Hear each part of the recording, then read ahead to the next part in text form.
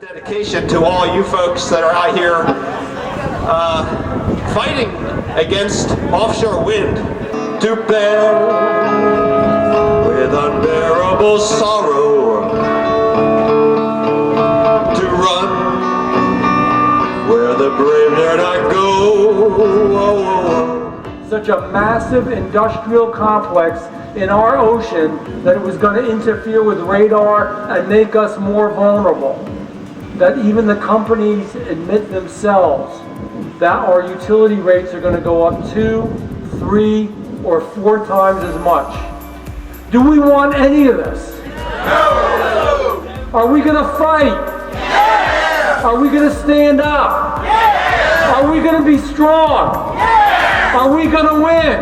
Yeah! Where are they? Where's Greenpeace? Where's the Sierra Club?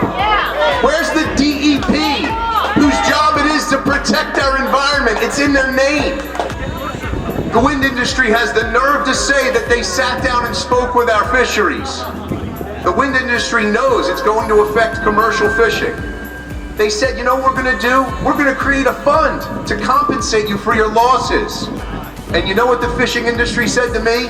They said, Senator, we don't want a fund, we want to fish. That's what we want. We all know, because we've all been counting, when I was here back in February, when I was up in Point Pleasant, we had 31 dead whales wash up since December 1st. Here we are now, I believe it's 7 months later, and we've got 40 more whales. The majority, minkies and humpbacks. The reality is there have been over 115 surveys since 2017, including over 11,000 sea days using this equipment. It's equal to 30 years of sound compacted into 6. More studies need to be done. That when the government doesn't know something and they decide to subsidize it, and there are no studies, we are the study. Cape May County, we're the study. There are many reasons to fight offshore wind: for our health, our national security, financial security, and for our oceans and marine life. I am here to fight for our whales. We cannot allow dead dolphins and whales on our beaches to become our new normal. This is not normal. This is not okay. Our whales are dying at an unprecedented and startling rate, and I am here with all of you to light or sound the alarm. What is waking people up is that we actually are watching the turbines being built off of our beaches. They are going to be covering the entire Cox's Ledge, which is almost like a coral reef, with 1,000 high turbines. We're ground zero for unproven technology. We're guinea pigs. We are guinea pigs.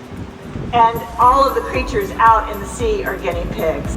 Let's talk about what's green about this project, which is nothing but the people that are getting paid off. Woods Hole, Pew, Oceana, Sea Shepherd, EDF. These are supposed to be watchdogs, stewards of the sea, and they're anything but. They took the money, and if you have a label called green, they go behind it. Because we're not thinking. We're not thinking, doing the research, and seeing where the money trail goes. And the only thing green about this is the money that's lining the pockets. Politicians. All the types of animals that they were allowed to harass would actually be multitudes higher than we have of remaining right whales, for example, of which there's only 350 left. That's outlandish and shouldn't be allowed to stand. First, I want to give you 3 reasons that we ourselves at CFACT are very concerned about this. One, and this is something that was said earlier, green energy is not green. Right? All right, we know that the pile driving, the sonar blasting that's going on out there is being done at decibel levels that interfere with the whales and dolphins and other marine mammals navigation. But where are the parts coming from for a lot of this offshore wind? China! Right, China, good chunk of it. But there's cobalt in the magnetic components of an offshore wind farm. Certainly when you get into the batteries, there's rare earth minerals. Over 50% of the cobalt comes from Congo. And what is that being mined by? Children, exactly. You add to that, it's not just green, but it's also enormously expensive. A third reason, not only is it not green, not only does it drive up costs, but it also destabilizes our grid. We're going to need gas-fired plants, we're going to need nuclear plants, something else to pick up the slack when they nap. Our grid is not built for that. And as a result of that, we have a real likelihood of bringing the whole grid crashing down and threatening the electricity for everybody. There's no economic reason for this. It's not green. We need to stop it. Say will stop windmills. Say will stop windmills. Say will stop windmills. Say will stop windmills. Woo! Good job, guys. Are we fired up? Are we gonna win? And we will not give up. We will not succumb. We're fighting powerful folks out there that have a lot of money and want to change. Just turn around and look at what we have out there, the beauty and the wonder that God has given us. And yet there are big multinational corporations that want to destroy it.